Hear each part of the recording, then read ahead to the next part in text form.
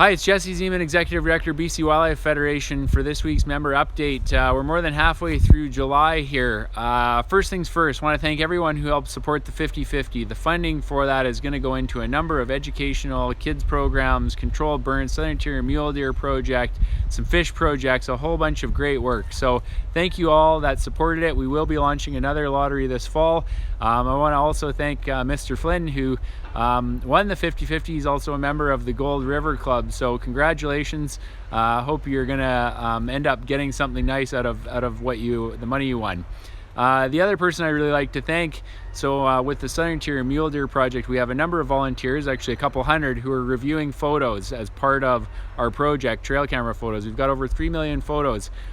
David Hay has looked at over 120,000 photos to date. And so he just won a Southern Interior Mule Deer hat, which we shipped off this week, thanks to all of our volunteers who are working on that project. Steelhead, you all will have seen a whole bunch in the media, on the BCWF website, and in this member update with all of the challenges that we've had over the last 5 years on interior Fraser steelhead. We've got 19 fish in the Chilcolt and 104 estimated in the Thompson. These fish are headed for extinction. Now, DFO has been a nightmare to work with, to be quite frank, and the province has had the same struggles as we have.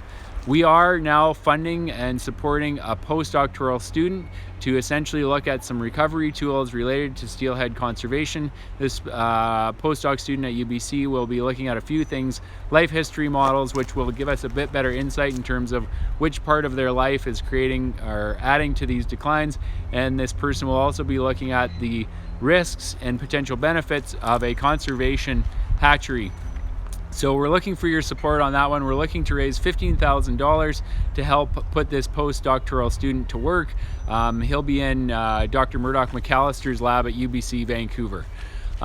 So the other one that's coming up here, everyone's going to be heading to the mountains up north for Dall and stone sheep hunting. The current regulations say it needs to be full curl over the bridge of the nose or 8 years old.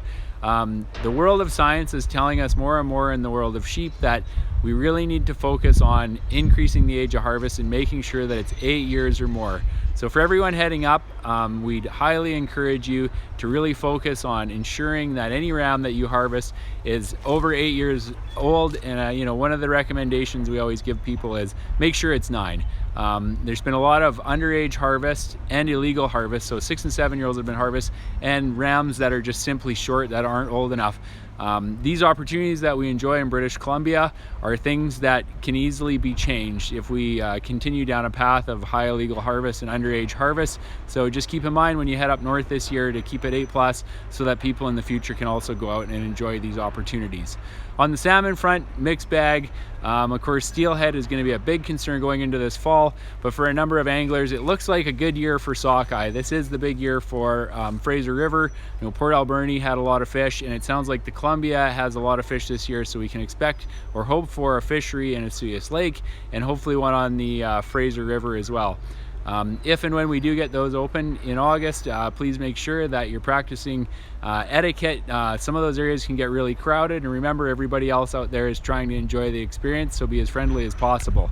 The other thing for that part of the world, of course, is to make sure that you have the conservation app downloaded in case you see any illegal action or activities. You can report it right away. Last thing is, hope everybody's been out enjoying summer. It's camping and fishing season. Hunting, spring hunting's over. We're going to be moving rapidly into people heading up north, so this is why we live here. We're not covered in smoke this summer. We have one fire in Lytton that's going on. Our heart goes out to them, but overall, so far, it's been a good year in terms of the forest fire thing. Everybody's breathing clean air that isn't filled with smoke. So get out there, enjoy it, take some time with your kids, and enjoy what BC has to offer. Have a great week.